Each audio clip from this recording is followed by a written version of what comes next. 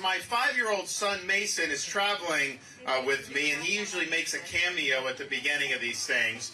And he's very good on the spot. So we were in Iowa a couple weeks ago. It was the morning of the Iowa-Michigan game for the Big Ten championship, and I put him on the spot. And Mason, who's going to win? Iowa. Everyone erupts. Today we're in Concord doing a town hall. I brought him up, and he's a very good sports guy. I said, Mason, who's the best quarterback in NFL history? Tom Brady. Everybody cheer. So I had something up my sleeve that I was going to be able to do, but he really likes New Hampshire because just like a week and a half ago, he and his sisters, as Florida born and bred, first grade kindergarten, pre-K3, had never seen snow before. They got to make their first snowman here in New Hampshire. That's really good. And just so you know, with the first grader, kindergartner, pre-K3, the only thing you're going to have to worry about my kids bringing back to the White House is homework, not cocaine. My son's not going to be doing business deals overseas. Don't worry about that. It's going to be a very G-rated White House. This country is in trouble. We see it going in the wrong direction. We see the decline across all types of facets of American life: education, culture, economy, national security. But I'm here to tell you that this is not an inevitable state of things. This is a choice. And we have a choice to make both in the primary and in the election of November of 2024. I am running for president because I am not satisfied with simply rearranging the deck chairs on the Titanic. I'm not satisfied with managing this decline a little bit better than the Democrats. We need to reverse the decline that we're seeing in our country. We need to usher in a revival of the American spirit, and we need a new birth of freedom throughout the land. I will deliver that as the next president of the United States. And we need a number of things. One, you need somebody that's going to be willing to fight for you. I'm sick of these Republicans in Washington. They never fight for what they claim they believe in. The Democrats win time after time after time. What have they done since they took the Congress, since the House? Nothing has gotten done. Basically, the Democrats and Biden are playing them like a fiddle. So you got to be willing to stand up there and say, here's what we need to do, and I'm going to really be willing to get in a fight back. So Ross mentioned COVID. When I had to deal with that, all the governors had to make decisions. I had everybody saying one thing, and I was looking at the data. I was like, you know what? That's not right.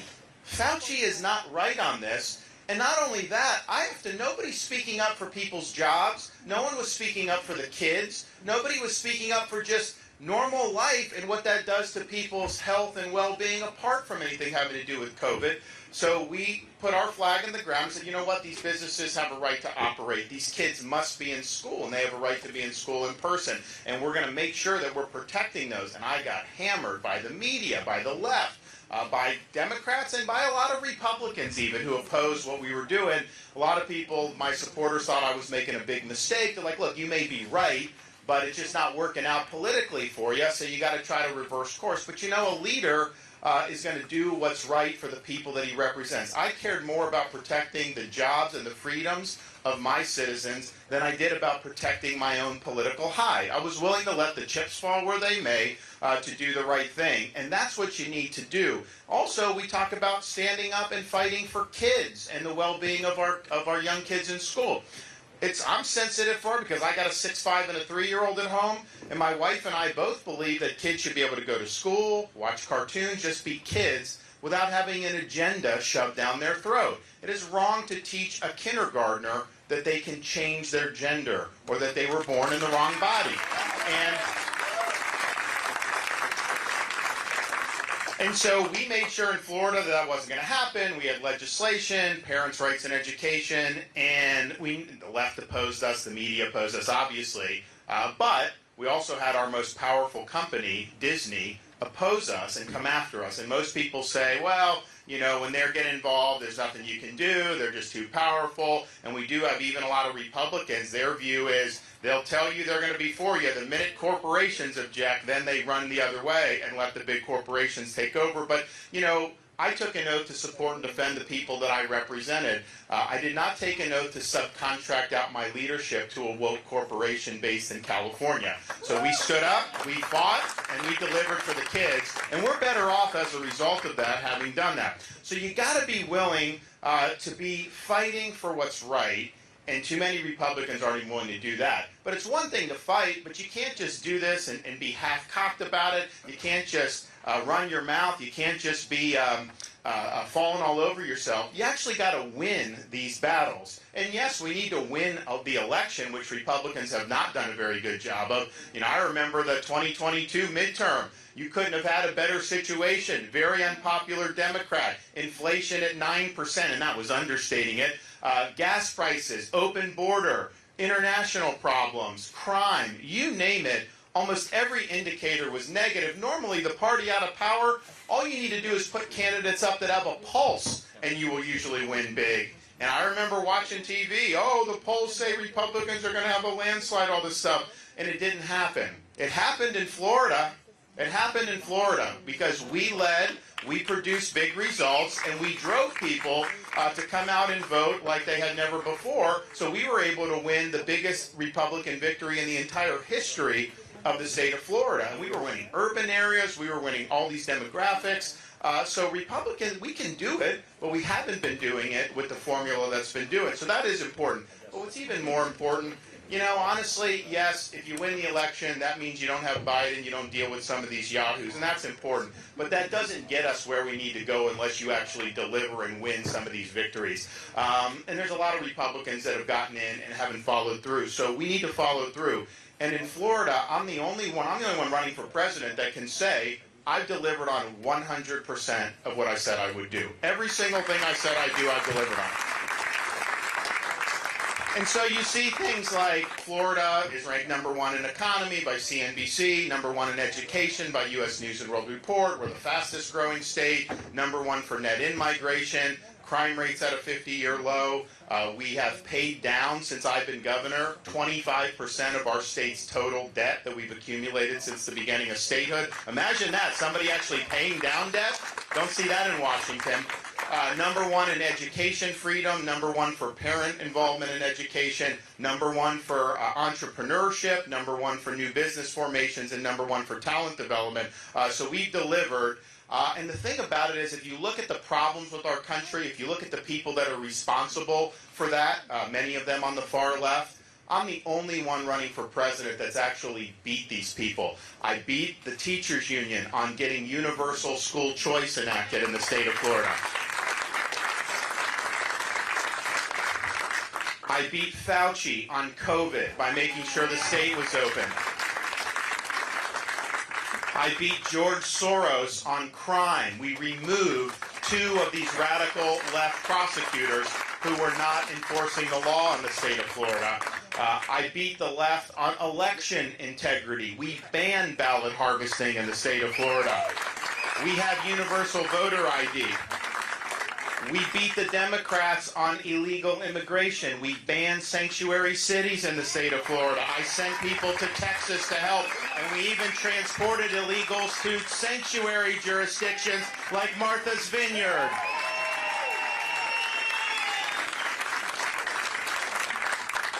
We beat the far left in our universities by eliminating DEI from our public universities.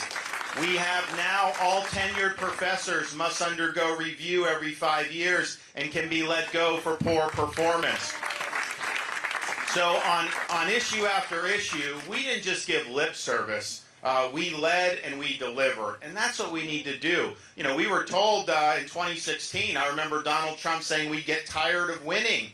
I'm tired of watching Republicans lose across the country. I'm tired of losing elections. I'm tired of the fact that we don't have a border wall. I'm tired of the fact that the swamp hasn't been drained. I'm tired of the fact that we have $33 trillion in debt. Those are all big losses. Those are not wins. And so we've shown how to win, and we'll do it nationally. And then the final thing I think that's really missing for our country is just leadership. You look at Washington, the House of Representatives, they're like chickens with their heads cut off. There's no vision, there's no leadership. And leadership is not about entertainment. It's not about the showmanship or anything of that. Leadership is about articulating a vision of how we move this country forward and executing on that vision in the face of a lot of opposition. Because I'm telling you, to do what's right for this country, the bureaucrats are not going to like it. The media is not going to like it. The Democrats, the left, a lot of these establishment Republicans may not like it. And they're not just going to give you a free pass on that. They're going to try to trip you up. So you got to have that compass set to true north. You got to know every day they're going to try to do whatever they can to draw you off course. And you need to have somebody that has the fortitude to see that through. And we've been able to do that in Florida time and time again, and we'll do that as President of the United States. And we know a lot of the stuff that needs to be done. The difference with me is that when I tell you I'll do it, I have a track record where you can believe me that I'll do it. It's not just lip service. So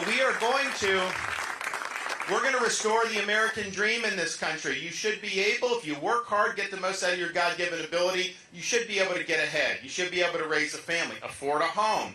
You can't have high inflation, high interest rates. We got to get the government and Bidenomics off the backs of the American people. They should not be forcing you to buy an electric vehicle and forcing all this behavior. That's too expensive. It's not going to work. We need to ensure that we open up all of our energy for production here in the United States to lower gas prices, lower energy costs, and make our country energy dominant and energy independent.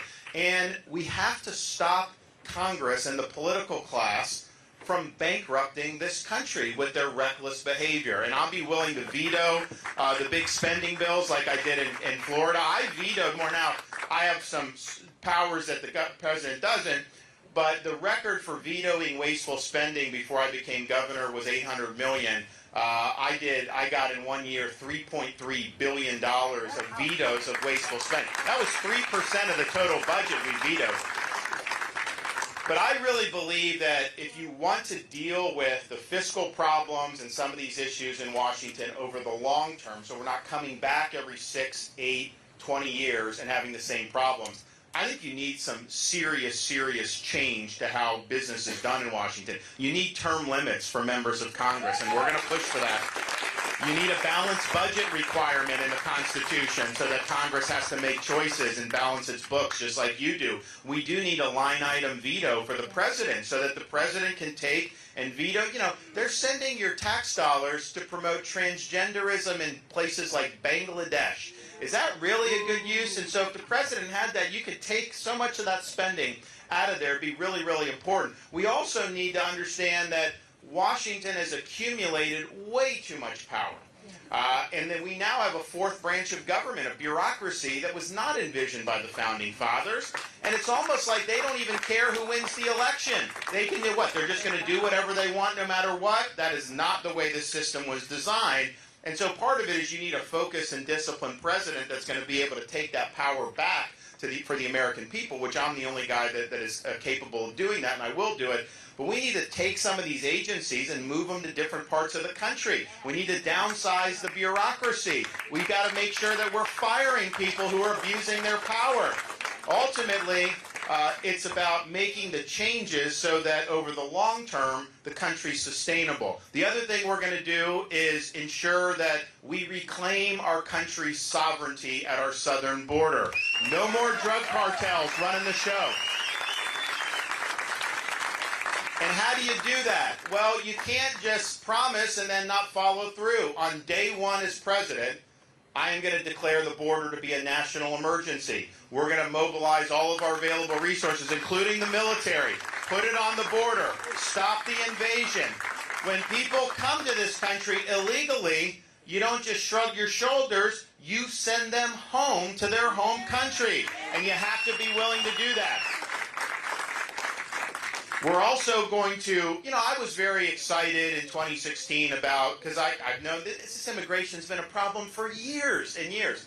And I really liked the promise of building the wall and having Mexico pay for it. And at the time, the media would go to Trump, oh, you can't have Mexico. He's like, I'm going to do it, I'm going to do it.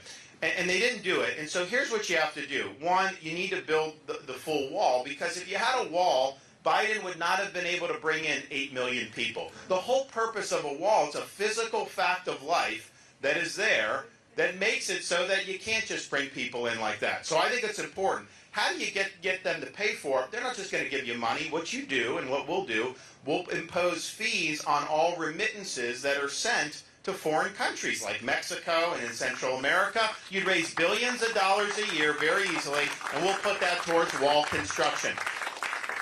But maybe even more important than that, we're going to treat the Mexican drug cartels as foreign terrorist organizations because they are killing our people in record numbers. They're invading this country. And the fentanyl crisis that we see is a crisis that is not limited to people that are addicted to drugs. Obviously, it does affect those people, and the addiction's tough. But what you find when you meet these angel parents, these are parents that have lost loved ones, usually kids, to a fentanyl overdose. What you find is a lot of times it'll be like a college kid or someone in their 20s. They buy a pill thinking it's something else. It happens to be laced with fentanyl, and that poisons them effectively to death. We had a situation in Florida. We had an 18-month-old baby crawling on the carpet of an Airbnb rental unit, and just coming in contact with fentanyl residue was enough for the baby to die. And yet the people in D.C., they don't seem to care. In fact, I was talking to a friend who lost his son to a fentanyl overdose, and he said that as tough as it is, obviously losing a kid as a parent is the toughest thing that you can go through. But he said what makes it worse, and the salt in the wounds, is just people in D.C., they don't give a damn about what's going on. They're not doing anything about it. They don't care about you. They don't care about the dead. They don't care about the families. They're fine with just business as usual. Well, I can tell you this. We're going to treat, people say, oh, how can you treat them as foreign terrorist organizations? They come to the border. How do you know if it's a cartel or all this other stuff? Well, first of all, I served in Iraq. I'm the only one running for president that's even served in the military, by the way. But we go, so you go, and like, and you're in Iraq. They weren't wearing, Al-Qaeda was not wearing uniforms.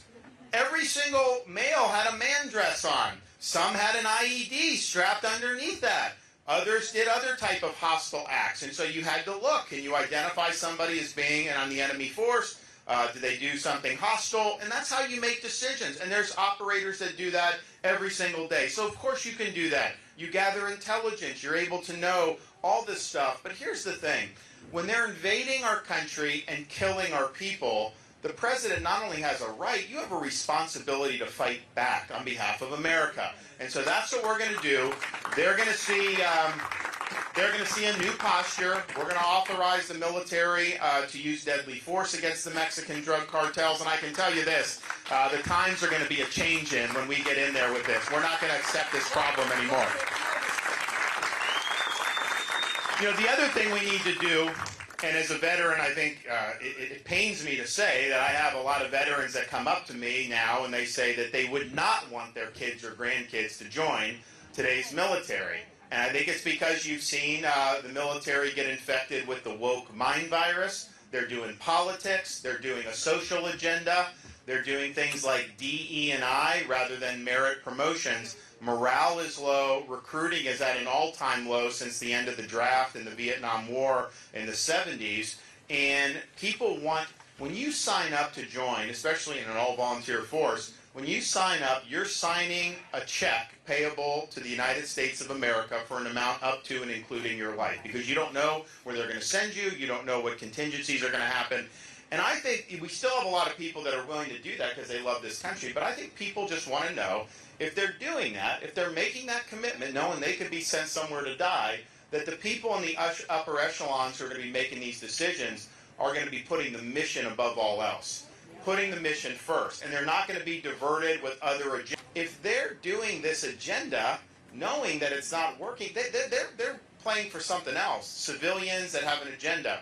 So on day one as Commander-in-Chief, we're going to rip out all the politics, all the woke, all the social engineering from the military. It's going to be back to mission first, and we are going to promote people based on merit and achievement, not playing these other games. And we need to do that because if you can't even do that, I don't know how you can build up the military to be able to fend off threats posed by people like the Chinese Communist Party, which is our top geopolitical adversary. And I think we have about the rest of this decade is going to be very decisive. Is America going to be able to fend off their ambitions in the Pacific? Are we going to ensure that our economy is dominant over theirs?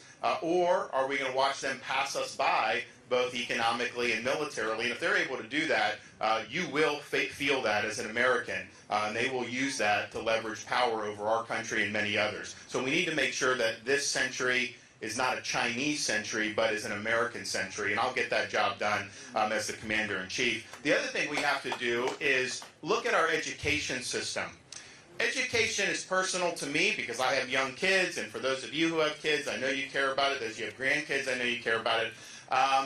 But it's more than just that. It's really, our future of our country depends on getting our education system back in gear. Because so many places around this country, it is totally off the rocker. These universities have gone totally off their rocker. You basically have universities like Harvard and Penn and these places with these presidents up there. They're basically hedge funds with an indoctrination camp attached to them.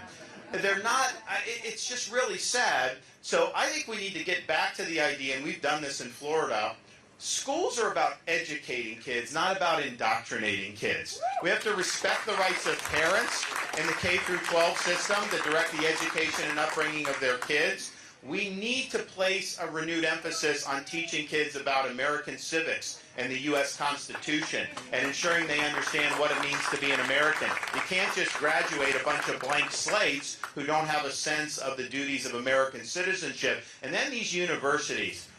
First of all, they say a lot of the protests in favor of Hamas were from foreign students on visas. Look, you do not have a right to study here as a foreigner. That is a privilege. And if you're coming here and you're using that privilege to make common cause with Hamas, I'm canceling your student visa and I am sending you home. But it also goes to a deeper problem of the rot that we're seeing. I mean, when you have Jewish students being chased around these campuses, they're running for their lives. In Florida, you know, it's not happening like that at our schools because we would take action. But I've got a lot of friends who've got kids out of state, and they're like, my kids do not. Their kids don't want to go back to campus. They're not comfortable on campus. And that is really a tragedy. And I think that when people have seen how nasty it's gotten, a lot of people have now woken up. But I think this rot has always been there in modern academia. And I just don't think your tax dollars should go to funding institutions that can't even say that Jewish genocide is wrong. I think we've got to get smarter as taxpayers, and we need to hold these universities accountable. You know, the other thing that we have to do is, I don't care whether you live in a red state or a blue city, criminals need to be held accountable for their crimes. You can't let the inmates run the asylum. We can't let these radical left-wing prosecutors terrorize these cities by refusing to prosecute crimes against very, very dangerous people. So we will take action to ensure that that's not and you've seen what's happened in places like San Francisco and Los Angeles and Philadelphia. These places have been hollowed out because of crime and because criminals are allowed to get away with it without facing any consequences. So that will change when I'm president. We'll be leaning in with the Department of Justice and all our assets. Every American should have the right to raise their family in peace and security from sea to shining sea, and we're not going to let these radical left-wing politicians endanger our citizens anymore. So help is on the way. And then finally, I think that's what's important is we have a responsibility to restore the U.S. Constitution to be the centerpiece of our national life. That means a limited government that works alongside us, not an unaccountable bureaucracy that's weaponized against us, that imposes its will on us without our consent. You need to return the government to its rightful owners, which is we, the American people. And that includes ushering in a reckoning against all the agencies that were involved in COVID-19 lockdown policies, mandates, restrictions, CDC, NIH, FDA. Buckle your seatbelt. I'm the only one running who will actually bring accountability to those agencies because I'm the only one running to say that their policies were destructive. Their policies did not work, and we can never let this happen to our country ever again. So I'll make sure of that. And there'll be a lot more that we need to do, but if we just can do all that very quickly in the first 100, 150 days, I think we'll be able to say that we have restored America to what President Reagan called a shining city on a hill. We are We're in jeopardy of being the first generation of Americans to turn over to our kids and grandkids an America less prosperous and less free than the one we inherited. And if we do that, we'd be breaking faith with every generation of Americans that have preceded us. We're not going to let that happen. We have a responsibility to step up and do what it takes to ensure that freedom is preserved. And our founding fathers understood this. I used to think about President Reagan's quote about freedom being one generation away from extinction and not being passed along in the bloodstream. And I used to think that was a little bit of an exaggeration, because my view was like, you know, we have freedom in our DNA. Of course, we're America. We got the Constitution, all this stuff. But President Reagan was right. And the Founding Fathers understood the same thing. When they went to Philadelphia in 1787, they came armed with having studied the history of every republic and the history of mankind, because they were trying to draw lessons that they could apply here in the United States. And the one thing that they were able to determine was in common with every republic that had ever happened up to that point was this: every one of them had failed. And so they understood it fell to the United States of America to determine, can people really govern themselves? Can we have a society based on the idea our rights come from God, not from the government? That we live under the rule of law, not the whim of individual men? Or was mankind forever destined to live under various forms of tyranny? And they fully expected this country and the American people would determine that for all of human history. But they also knew that just because they had a Declaration of Independence, just because they framed a Constitution, that didn't solve the questions for all time. That just gave them a ticket to the dance to be able to figure out whether any of this would work. When Benjamin Franklin walked out of the convention, he was asked, did you give us a republic or a monarchy? His answer was a republic if you can keep it. Because they understood you could have the best Constitution in the world, you could have the best Declaration of Independence in the world. These things do not run on autopilot. They require every generation of Americans to step up, defend freedom when it's at risk, sometimes putting on a uniform, risking your life, and even giving the last full measure of devotion for service to this country. Now, we're not called upon to make sacrifices of that nature, but what we are called upon to do is preserve what George Washington called the sacred fire of liberty. This is a fire that burned in Independence Hall in 1776, when 56 men pledged their lives, their fortunes, and their sacred honor to establish a new nation conceived in liberty. It's a fire that burned at a cemetery in Gettysburg, Pennsylvania, when our nation's first Republican president pledged this nation to a new birth of freedom. It's a fire that burned on the beaches of Normandy, when a merry band of brothers stormed France, defeated Nazi Germany, and helped preserve liberty throughout the world. It's a fire that burned in 1987 at the foot of the Berlin Wall, when a resolute Republican president stood in front of that wall and said, Mr. Gorbachev, tear down this wall, and ended up bringing the Soviet Union down just a few years later. This is our responsibility, to carry that torch and to preserve this sacred fire of liberty. It's not a responsibility I shy away from. It's a responsibility that I welcome. We should all welcome this opportunity to change the trajectory of our country and to make sure that America's best days are still ahead of them. I will get the job done for you. As the nominee, we'll win from coast to coast. As a leader, I'll always be someone you can be proud of. And as your next president, I will not let you down. We will get the job done. Thank you all. We're happy to take some questions. God bless everybody. Thank you for coming out. Month, a group of women from Women's Declaration International, they're having an educational seminar in Portland, Oregon, asserting that women were in fact women. The city didn't like that. They couldn't. Their venue got shut down by Antifa, and the Antifa came and they broke these women's cameras, stole them, kicked them, hit them, sprayed them. What use is the Constitution, the First Amendment, if there's areas where it doesn't count? What's your name? Stephen. Well, listen, I was not aware of that, but that's obviously ridiculous. But I think a larger issue is, we have to be a society rooted in truth. And the reality is that when someone's born, you're either male or you're female. And that's just the way it is. And if you're male, a man cannot become a woman.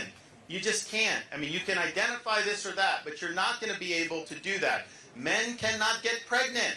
I'm sorry, they can't.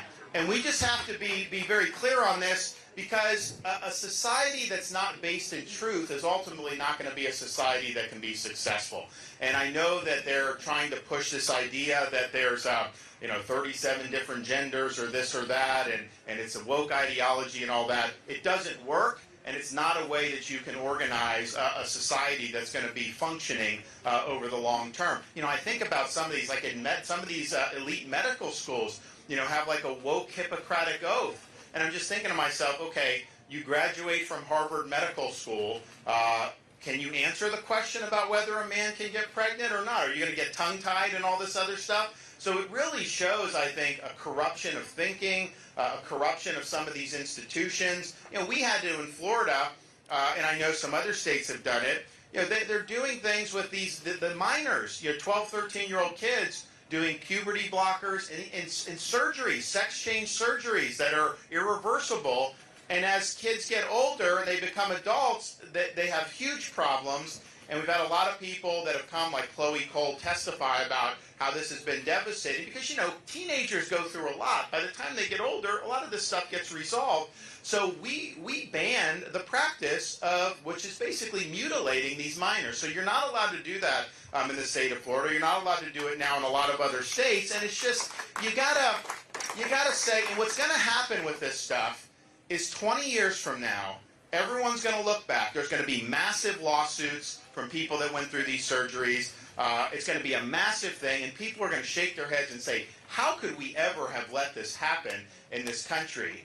But it's an example of ideology taking over what the science and the medicine say. And you look at countries like Europe, like Sweden, they were doing this, and they're like, nope, it's no good, and so they've stopped. So we're doing in Florida, it's right. It's interesting. California, I debated the governor of California a couple weeks ago, Gavin Newsom, and, yeah, but the thing is they have a policy which says, in California, your kid in New Hampshire or your grandkid in New Hampshire can go to California without your knowledge or without your consent, and without your knowledge or consent, get some of this stuff done to them. Puberty blockers, surgeries, all that stuff. They've made California a sanctuary for minors going behind their parents' backs and getting a lot of this stuff. That is, first of all, that tears families apart. That's totally unacceptable. But that is just an ideological agenda. So I think I'm the only one running on the Republican side that actually believes what I just said. I mean, I know, Donald Trump was asked whether a man could become a woman, and his answer was, and I didn't really give a good answer on that. Nikki Haley has said that our legislation to prevent the mutilation of minors, that the law should just stay out of it. And they say, oh, well, parents should be able to do what they want. I'm big a supporter of parents' rights as there is, but you don't have a right to abuse your own kid. You don't have a right to subject to unproven, dangerous surgeries. And so we just have to be smart about that. That's not my question. If we're president, and I want to go to Portland and hold up a sign saying a woman is an adult human female, what will you do to protect my First Amendment rights in Portland? Otherwise, the Constitution's useless. Well, you have a First Amendment right, and I don't know that it's necessarily, the President of the United States, but you will have jurists that would be able to uphold your rights. We would have different people who would be involved in federal agencies that would uphold your rights. I mean, of course you have the right to do that. We'd be able to take funding away from these local jurisdictions if they're violating rights. So there's a whole bunch of different levers that you can pull, and we will do that. And if there's anybody in the federal government that's opposite your rights, I will fire them from the federal government and hold them accountable. Yes. Ukraine going forward, and if you could, how would you compare and contrast with Nikki Haley? Well, how would it compare with Nikki? I mean, Nikki Haley seems to have the same policy as Joe Biden with respect to Ukraine. I look at it, and why isn't Europe doing more in NATO and even other countries? This is their continent, and yet we have provided blanket security for them for decade after decade. Eisenhower was warning about this back in the late 1950s. The Cold War ends, and they basically said they're out of the defense business. They weren't going to do anything, and they rely on America to do it all. And the problem is that we're in now a situation where we're not going to be able to do what we need to do in the Indo-Pacific, as well as sinking hundreds of billions of dollars more into Europe, stuff in the Middle East, which isn't necessarily that expensive, but it is there. So how would I view it? I would say the issue we have to get right is China. We have to deter China from being able to take over in the Indo-Pacific. Yes, Taiwan, but also getting beyond that first island chain where they would dominate global commerce and be able to impose their authoritarian vision on the world. I think that is something that if we don't get that right, none of the other stuff's going to matter right. If we get it right, all the other things are going to be more manageable going forward. Now, what has Biden done? I think he's botched all of this. I don't think any of this would have happened if Biden had been a strong president. And I think that's very clear. But they have sent a lot of money. You hear about, hey, you need defense or whatever. When Trump was in, I supported sending defensive weapons under Donald Trump. But Biden has sent money to pay salaries for Ukrainian bureaucrats. He sent money to pay pensions for Ukrainian bureaucrats. He sent money to subsidize small businesses in Ukraine and agriculture program. And I'm just thinking to myself, how is taking your money and sending to a bureaucrat overseas a good use of American tax dollars, especially when we have an open border here in the United States of America? So what I'm going to do, we're going to ensure that this conflict comes to an end. You cannot have this thing go on for years and years with hundreds of billions of dollars and so much more loss of life. We are going to, yes, require the Europeans to step up and do what they should be doing. And that's just leadership, and that's just making it happen. And I think that, on the other side, you have, since the Cold War ended, American foreign policy has largely failed. And we get it, and I was part of one of these wars in Iraq, where you get in, and there's no concrete victory achieved. It's just kind of okay, you're there, this, that. We were supposed to create a democracy in Iraq. What do they have now? It's an Iranian-controlled government, effectively, in Iraq. How is that in America's interest? I mean, Saddam was a bad guy, but he hated the Iranians. And so we've now put one of our mortal enemies effectively in charge of Iraq, where they didn't used to have that control over Iraq before. So I just look at the same people that have been driving this train for decades, and they've never succeeded in any of these conflicts. And I think we need to have more of a Reagan view, where the way you achieve peace is through strength, but it's not through trying to just do these interventions where we don't have a good sense of what we're trying to achieve. So as a veteran, I'll be able to look any American military family in the eye, any active duty, any veteran, and tell them, I hope to never have to put troops in harm's way. But if you do, you better be acting because you're defending America's vital national interests. You better have a clear conception of what victory you're trying to achieve. You better give them everything they need to be able to achieve that victory, and when it's achieved, you bring them home. That's the way you got to look at these things, and if you're able to do that, you're going to be able to get things done a lot better. But here we are with this D.C. ruling class having sent hundreds of billions of dollars all around the world for national security purposes, and yet they will not even secure our own country's border. How does that make any sense? Your security is at risk because of what's happened in that southern border. There absolutely have been terrorists that have come across. There's criminal aliens that have come across, massive amounts of drugs that have come across. We got to make sure we're taking care of the American people above all else. So I think these Republicans up there, and they'll probably cave on this, but they absolutely should demand that Biden do the border so that we take care of it. They absolutely should do that, 100%. Yes, sir. Yeah. Afterwards, I will. Yes. There's a veteran senator back here with a question. For your unparalleled essence, Governor of Florida. It's nice to know that there are some politicians who are not for sale to the highest domestic international bidders. My question is this: some months ago, the Euros and Rand Paul did ask Biden at all to have some accountability over the money that's being sent to Ukraine. The answer to that was no.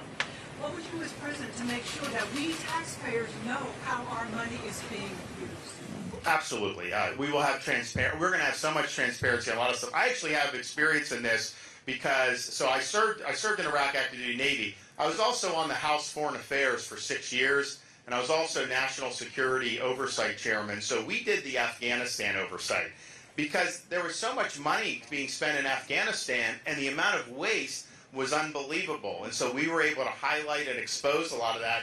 Not a lot of people cared at the time, but the reality was when these things happen, it seemed like it was dragging on because there were definitely people making a lot of money off this, and that is not an appropriate use of your tax dollars, and that's not how you do national security. It should be about defending the American people. It should not be about any of these other considerations. And so yes, we're going to do full disclosure on that. We're also going to do full disclosure on things, like the Jeffrey Epstein stuff. Why do we not know about all the stuff with Epstein?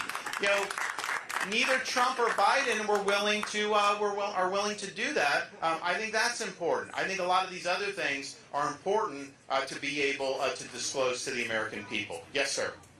Yeah. So my question is, what we do as president to tackle a term public office. So when Trump used his hotel office and of course Biden.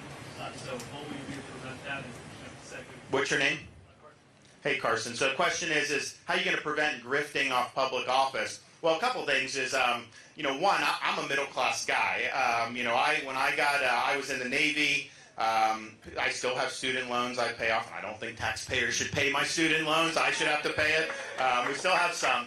But, so when I got elected to Congress, I think I was 33, 34. I sold my stocks, and I just never traded stocks while I was a congressman. Because, first of all, I wasn't going to use information to do that. But if I ever did a trade and then voted on something 6 months, people could maybe say, and I didn't want there to even be an appearance, I don't think members of Congress should be able to do these stock trades because they literally make windfalls off inside information. And so that's leveraging the office to be able to make money when you as an American would not be able to do that. So I would say you ban that. I also, on day one, as a U.S. congressman, I decline the congressional pension. There's no reason why these congressmen should be getting these pensions. They should do the 401k like everybody else is having to do instead of having such a thing. So I declined it, but I also had a bill to eliminate the pensions in Congress and limit them to the 401k because they actually get both, and they should only have the 401k. And then we declined the congressional health benefits because at that time Congress was exempt from Obamacare when it was imposing that on other people, and I thought that that was wrong. So that's kind of my view as more of a servant leader, doing stuff. My kids are first grade kindergarten and pre-K 3. They're not going to be traveling the world shaking down foreign governments for money. Don't worry about that. So we'll set a good example for that for sure. And I think that the reason why, first of all, I think that's just the right way to do it. But also, we need to have a little bit more confidence in leadership in this country. But that confidence is earned. You're not entitled to that. You've got to show that you're in it for the right reasons. And I think we've shown that, throughout my brief time as governor and as congressman, that ultimately I'm a servant leader. I'm not a ruler. I think leaders come from among the people. They don't hover over the people. You're called upon to do a job, but ultimately I'm just a vessel. I'm a vessel to be able to allow you to realize your hopes, dreams, and aspirations and for this country. Yes, sir. I spoke to you 6 weeks ago in Epping, New Hampshire, and you said that Donald Trump was afraid to debate you. I know that hasn't changed. 2 questions. He's spending like $25 million against you, and Haley's spending money against you, but they're not attacking any other candidates. Oh, no. And is she running for vice president? Great question. So the question is so I've had more money spent against me than all the other Republicans combined.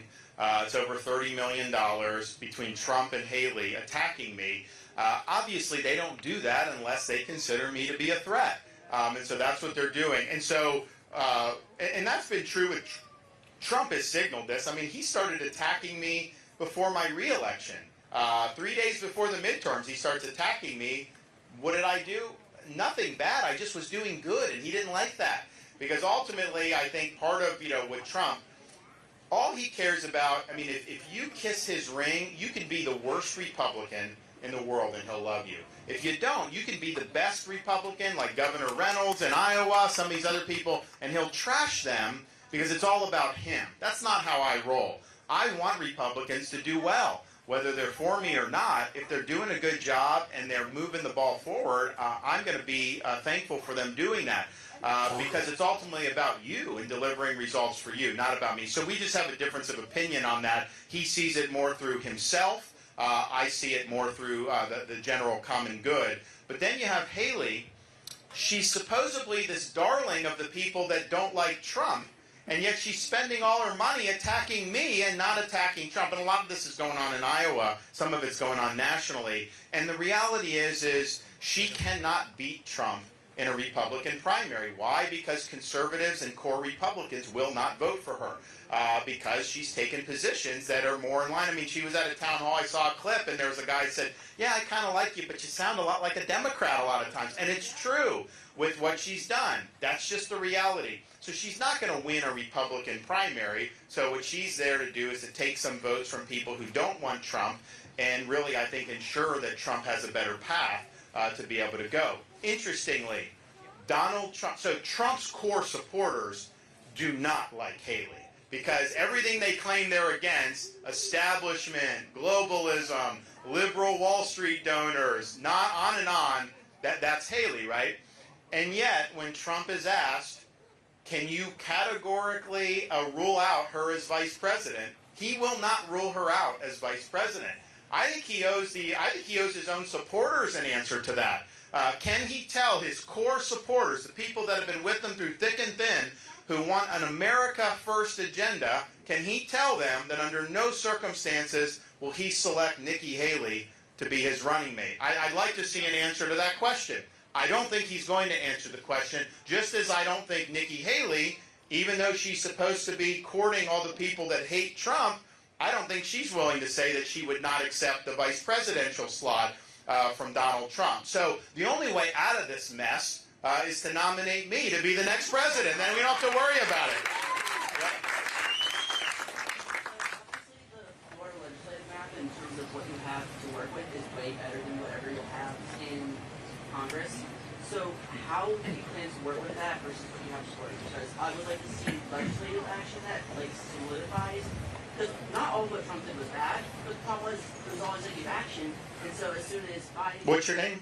John. That's a very good point, John. And I think what John is saying is, okay, you got to navigate Congress. Because what Trump did, he had a lot of good policies, energy policies, regulatory policies, and Biden reversed all of them on day one. Why? Because they were executive orders. And there's, executive orders, sometimes they get a bad name. Obviously, we can't do executive orders and cover your conduct.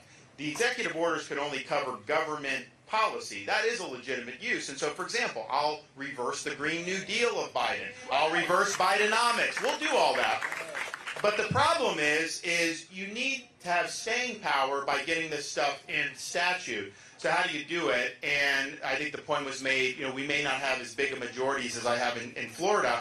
Well, first I would say I earned those majorities. I did not have super majorities when I got into office. We had 4 years of success, and we had a resounding victory where people swept us into office. So my first couple years, 4 years, we had much closer majorities. But you have to know how you get things through. We will have a House and a Republican Senate if I'm the nominee. I don't have any doubt about that.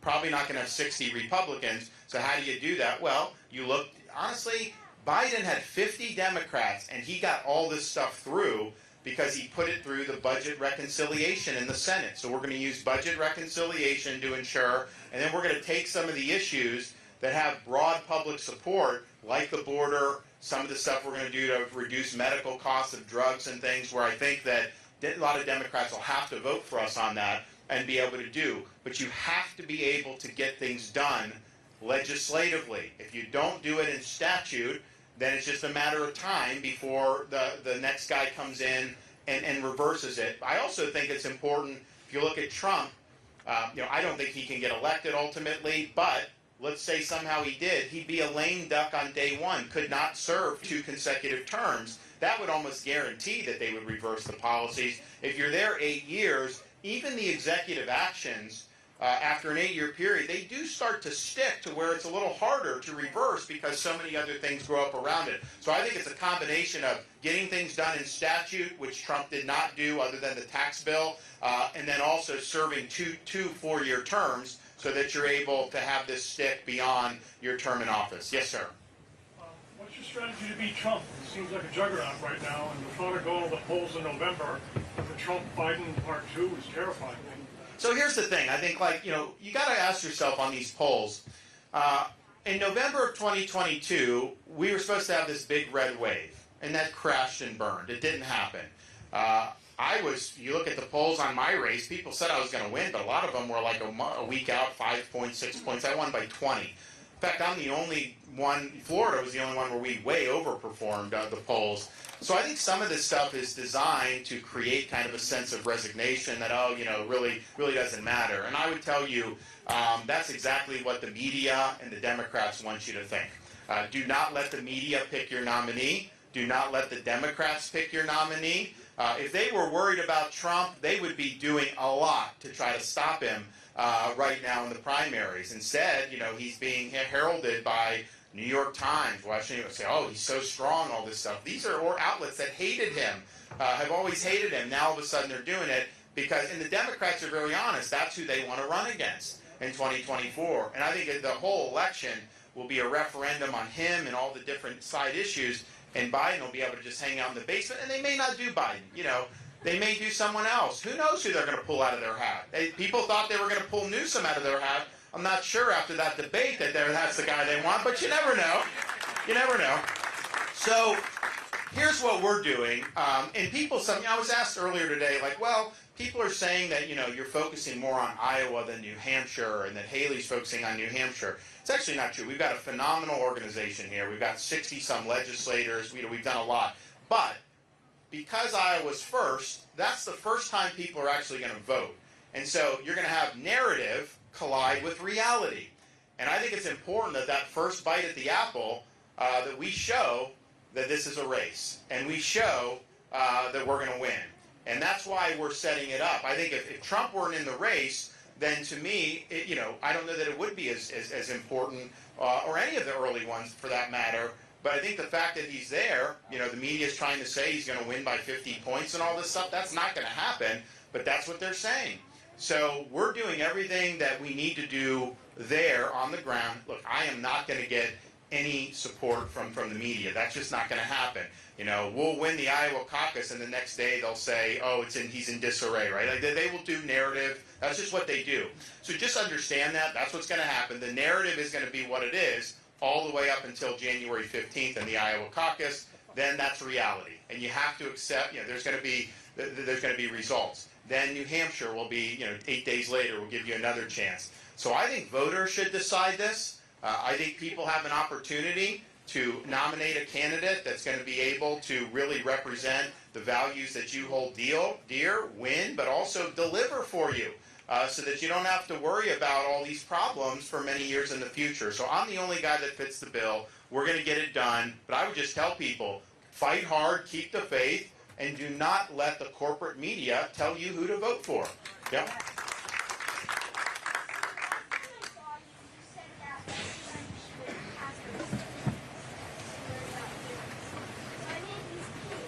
Let me see. You want to stay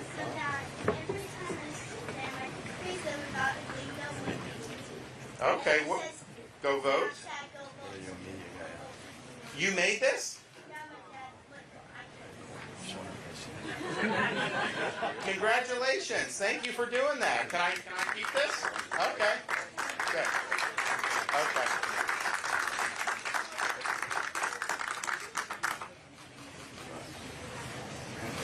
just like your bills. Okay, great.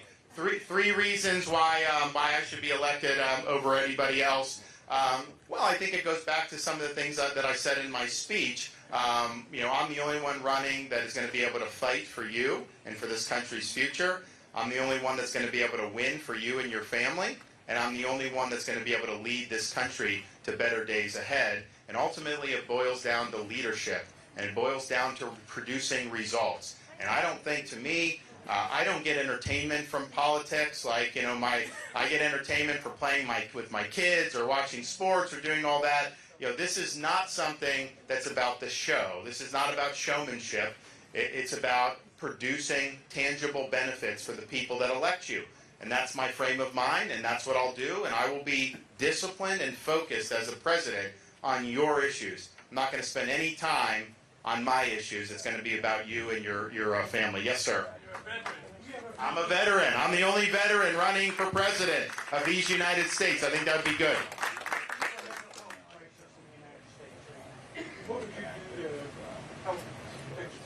Mental health. Well, there's a couple things we do. One, we are going to focus on veteran mental health. We should not have 22 suicides a day from veterans, and that goes back to that crisis. And part of the way you do that is to recognize that the bureaucracy is ultimately not going to solve this problem. And so we have a model in Florida, a portal model that we've done on welfare. We're now doing on elder affairs. We're now starting on veterans that we're going to bring to the VA. When a veteran goes into the VA, instead of getting beaten down by the bureaucracy, they will be able to put in their needs into this portal, which charities can plug into, veteran service organizations, businesses, individual volunteers. So it will go out. And for example, you have post-traumatic stress, let's say. We have organizations that deal with that in the private sector. We have organizations in Florida that do specially trained service dogs that they can pair with a veteran, and the suicide rate drops dramatically. The government needs to link these veterans with all the resources out there. We have more than enough people and money in this country that are interested in helping vets, but they don't know where to turn, and the VA is just nothing but red tape. So we're going to do well by the veterans when it comes to mental health. The other thing we have to look at is you look at like the homelessness. So, liberal policy is just it's ridiculous. I mean, so like California, they've had a 45% increase in homelessness the last 10 years. Florida's had a 44% decrease in homelessness. Why? It's all just a difference in policy. They're doing policies that are making homelessness more attractive in their area. They're treating it as if it's just an economic problem, when it's not. Putting somebody in an apartment, and actually they do crazy things in California. You'll never, I cannot believe this. So I have a friend who builds apartments for school, like for university kids, off-campus housing. And he told me he did one in Berkeley, California. And it's like a nice place, Cal Berkeley, whatever. He starts getting calls from some of the parents of the students. And they're like, there's homeless people everywhere. How come you're not policing this? What's going on? Turns out in Berkeley, you have to house homeless in these developments. So you have like 18-year-old girls having to go over homeless, drug-addicted people just to be able to go to their room. How is that safe? How is that? That is totally ridiculous. But what is the root of that? You have a lot of mental health problems with some of these people. And some of it just requires, I think, an institutional setting. We used to, if you looked at the number of people that were in institutional settings 50 years ago compared to now, it's been a total collapse. Our view has been, as a society, just put everyone on the street. And I'm not saying you do that for everyone, but man, some of those folks that are having difficult times functioning in society, if you get them in an institutional setting, they're going to do better, and there's going to be less danger for the rest of the people in society. So we are going to move in that direction. There's been things done at the federal level for the last 60-some years that have taken us to where we are. I think we need a course correction, and I do think it'll make a difference. Yes? My wife and I are both in the National Guard, and so if you want to send us to the border, I've been in for over 10 years. I've seen the military move from a wartime military to an organization that doesn't want to do war. And so I have two concerns. In 2018, we went to Somalia. We didn't have the training. And then we didn't have the will to stop the genocide in South Sudan. So if you send me and my wife to the border, away from our kids, I want to be empowered to execute a righteous mission and to have the training so I can come home to my kids. What's your name? Ethan. Ethan. From your lips to God's ears, man. That's the way it's done. So, yeah, thank you for your service. So I've sent our National Guard to the border, and while I was happy to do that, they don't have the freedom to do what they need to do to really execute the mission because the federal government handcuffs them. So when I'm president, we're going to empower the states to enforce federal immigration law. If someone comes across the Rio Grande, why can't Texas send them back? That will help solve the problem. So you're going to see that. You're going to be empowered to do what you need to do to be able to get the job done. Yes, sir. So we talk about China and the threat it is here at home on the homeland. But I don't ever hear any candidates talk about reshoring our supply chains from places like China or even Japan that we have a large debt to, because we used to be friendly with China, and that's changed. Who's to say that it won't happen with another country that we tend to trade with? How do we move our supply chains back? Yeah, no, so the question is about taking control of our supply chain. So we actually did a program in New Hampshire when we did some of our economic policies. We called it a Declaration of Economic Independence, and one of the things was we want our country to be independent of some of these hostile supply chains. And so we saw it during COVID where everything was in China. So what do you need to do? You need to have policy that disincentivizes the supply chains from being in China or other potential problems. But you also need to do tax and regulatory policy to make it economical to do the stuff here. Because if it's not, then it's not going to make a difference. And actually, if you only target the China stuff without making it economical here, that's actually an incentive for American companies to leave our country to avoid anything that you're doing vis-a-vis China. So you got to be smart about it. You got to be strategic. But we absolutely are going to need to do tax, regulatory, and focused policy to identify the key things that we need. And look, I don't think you just snap your finger, but pharmaceuticals, things for military, all these things. We rely on China for all of that, so we're going to do that. Domestically here, though, China wants farmland. They want land near military base. I banned China from buying land in Florida. I'm the only one that's actually stood up and done anything. I got a lot of these guys on Wall Street that are upset about that, but the reality is that's the right thing for the people of Florida. And I think that that's a big contrast with the other candidates because Trump's rhetoric on China in 2016 was good. He just didn't follow through with that rhetoric. I mean, he's praised Xi Jinping during COVID. He said Xi did a great job with COVID in the spring of 2020. Are you kidding me? It came from their lab in Wuhan, and they covered it up. He didn't do a good job. They didn't do anything to hold China accountable the way that even people in his administration were telling him he should have done. And then Haley, if you look at her governorship in South Carolina, she did not, there's no achievements. Like, I can list off 20 things, 25 things I've done as governor. She can't do that. But the one thing she did, she was the #1 ranked governor for bringing China into her state. She brought massive amounts of Chinese companies in.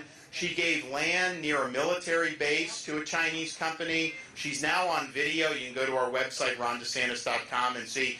There's a Chinese company, Chinese flag, and she's there. She said that she works for them now. On video. This is while she was governor. So she had a policy that was very aggressive with respect to China, and now she's trying to say that, oh no, she's really, really tough on China. So that, I think, is a huge problem, and I've gone the other way. We not only banned them from buying land, we kicked them out of the universities. We've done things to crack down on their stealing our trade secrets and technology. We've recognized that it's a threat, and our economic dependence on them weakens this country. In ways that I think we're paying the price for and will continue to do if we don't do something different. Yes, sir. First, I want to say, as a father of a 4- and 5-year-old, your policy on fentanyl and drugs is music to my ears. The passion and the thought that you put into it, and I watched you on the town hall the other night, and you described it in more detail even tonight.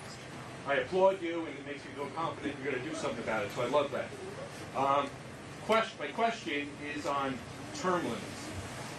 You mentioned that you favor them, and other candidates have mentioned they favored them in the past. Because Congress is conflicted, what's your strategy to try to implement term limits? Article 5 of the Constitution.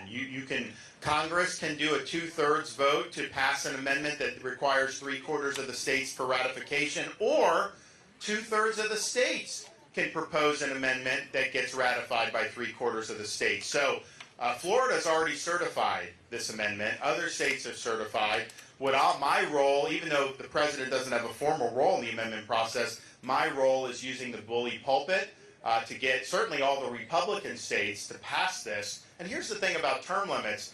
Whether you're Republican, Democrat, white, black, male, female, it doesn't matter. Everyone supports term limits.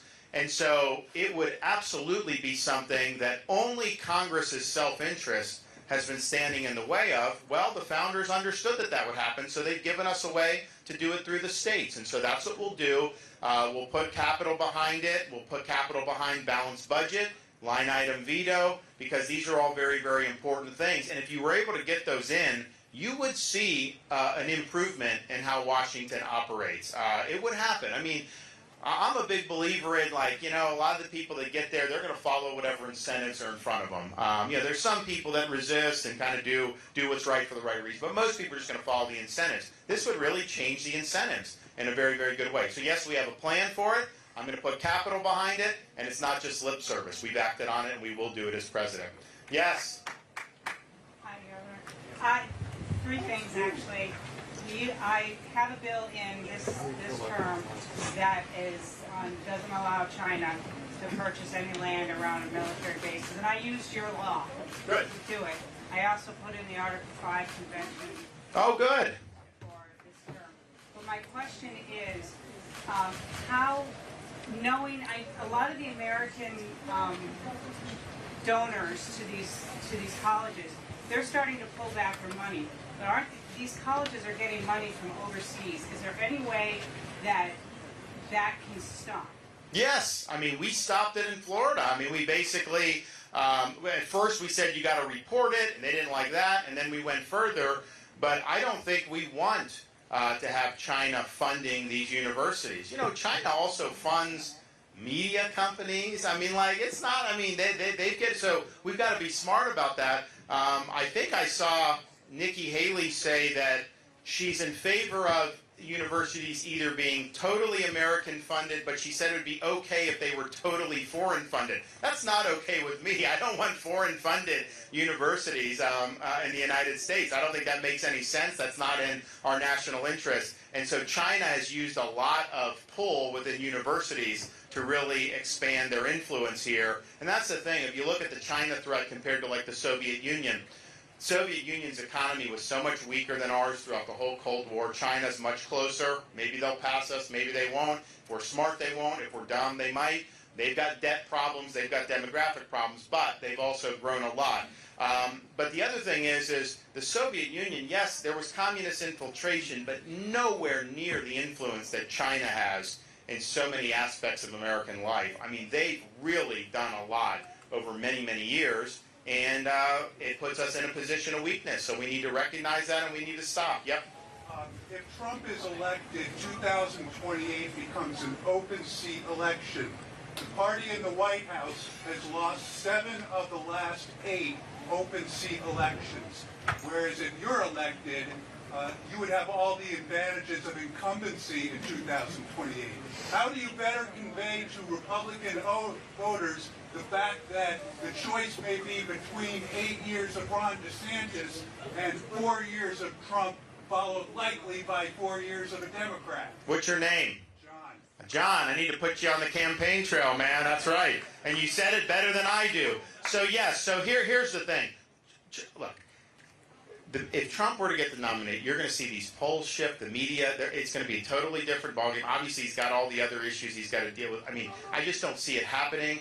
And we also have to be prepared that a year from now, you know, you may not see the same bite on inflation that you do. I think the Fed's going to start cutting interest rates to help Biden. So you're going to see things like maybe we'll be in a recession. Maybe that recession won't kick in until I don't know. We don't really know. But I think there's a lot of Republicans out there that think like, oh, you know, things are bad. Anybody can beat the Democrats or Biden. And I would not think that. I think we need a really good candidate who's shown an ability to win and win big in a way that Donald Trump has not. But let's just say he were to get in. He'd be a lame duck on day one. He'd have a very difficult time getting momentum. He's not going to be able to get good personnel because it hasn't worked out for a lot of people that worked for him the first time. And I think it would be a very chaotic administration. I don't think they'd be able to get a lot of really good things done. And then the Democrats would take over in 26 in the Congress. and then they would win the White House most likely in 28. And that's just the way politics works. When there's an outgoing president, usually that person's replaced by someone of the other party. On the other hand, incumbents typically get reelected. So if it's me going in, I go in with a full head of steam. We get a lot of good personnel that are going to come and want to work for us. We'll be able to be focused and disciplined on your issues. I'm not going to have distractions. We'll get that done, re-elected, have a nice crescendo to bring in the second-term policies, and then you have 8 years to be able to do. And then in 32, holding that for a third term in a row, it would be challenging for Republicans because that's just the yin and the yang.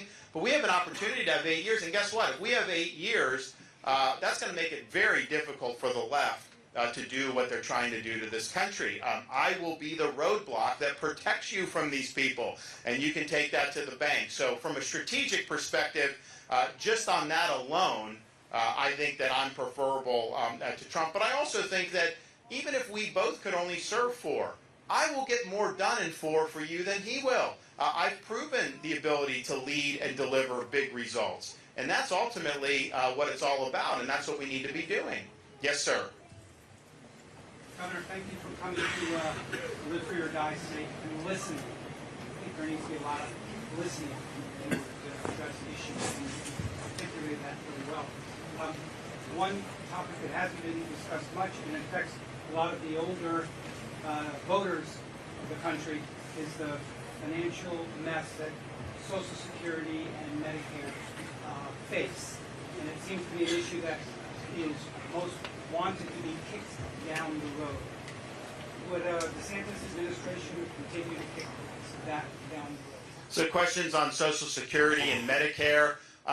So I think on Medicare, you know, the problem that you see there financially, I think is a symptom of the underlying problem of how we do healthcare in this country. I don't think it's unique to Medicare. I think if you look at pharmaceuticals, how we do all this stuff, the reality is it's the big institutions that the system works for. The doctor and the patient are really at the back of the bus. We need to focus on accessibility, affordability, and accountability, but that's going to require, I think, a lot of reforms structurally to the healthcare system that are far, far beyond Medicare, but I think will have a beneficial impact on Medicare. We also want, to provide, with as many low-cost options as possible for everybody. We've done some good stuff in Florida along that line. On Social Security, seniors, you're going to get your check. We understand that. Lowering inflation will help Social Security because when inflation goes up, you get a COLA, but it doesn't cover the increase in costs. Like, it hasn't covered the increase in grocery prices, so you're better off having stable prices with a lower COLA. Your benefit will actually cover more of that, and it's better for the program's finances. And so seniors, promise made, promise kept, people that are close. And then beyond that, look, you're going to have, like they had with Reagan, you're going to have both parties be willing to come together and ensure that this program is sustainable for the future, but particularly for people that have depended on it. I understand how important it is. Look, as a governor of Florida, I know a few people on Social Security. I see them every day, and I understand how important it is, so I appreciate that. Yes? Would you raise the minimum age of Social Security? So the question on the age, people have pointed out, like when Social Security was created, 65 was the age, but people didn't have life expectancy that high. And then people have raised it, I guess, to 67. Some people say to do more to reflect the underlying demographics. What I don't think people are acknowledging the way they should is that life expectancy in this country is declining. And so, we used to think it was just going to keep going up. It's been a pretty steep decline. So I don't see how you raise it if life expectancy is declining, because that's counterintuitive from why people would say that. And I think we got to get serious about, and it's not just from COVID. People are going to say COVID. It's not just from that. It's from a lot of other things. It's from deaths of despair, overdose. It's from other things that have happened that I think the government hasn't been willing to really be honest about. So we have declining life expectancy, and we have to understand that. And so I respect that, and I wouldn't want to do the opposite given that. Yep. Last question, ladies and gentlemen. This is our last question. Yes. Hi. What's your name? Tiffany. Okay, thank you, Tiffany. I'm a single mom, right? My daughter's over here, she's 8. And I just have a question about like the rents. Yep. Crazy rental increases. It's like out of this world for a person like me. I can afford like a $2,000 apartment, a 1-bedroom apartment. It's crazy. Is there something that you can do? So the question is about rents, and rents have gone up a lot.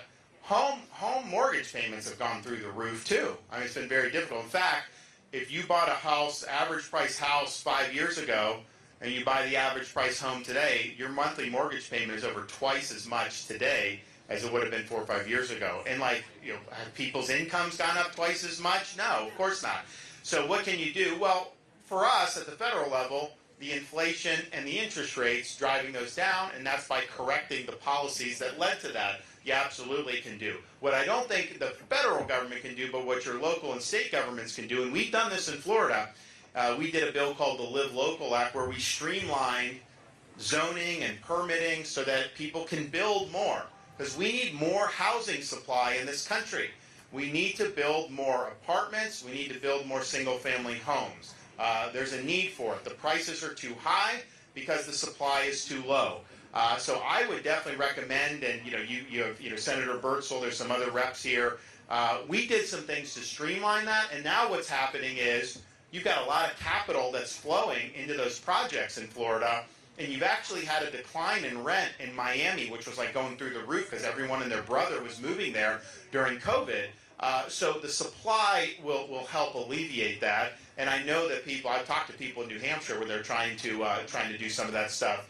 We streamlined the ability to do that so that the local governments we did it respectfully, we did it in areas that were targeted, but now you have all kinds of projects going, you've got all kinds of people coming wanting to invest in our state, and what's going to end up happening is you're going to be able to be a teacher in Naples and live in Naples without having to drive an hour and a half, or you can live in West Palm Beach and be a firefighter there without having to commute an hour just to be able to get into the job. So we called it the Live Local Act because we want people to be able to live and raise their families where they're working in a way that's affordable and that can do it. And that's the thing.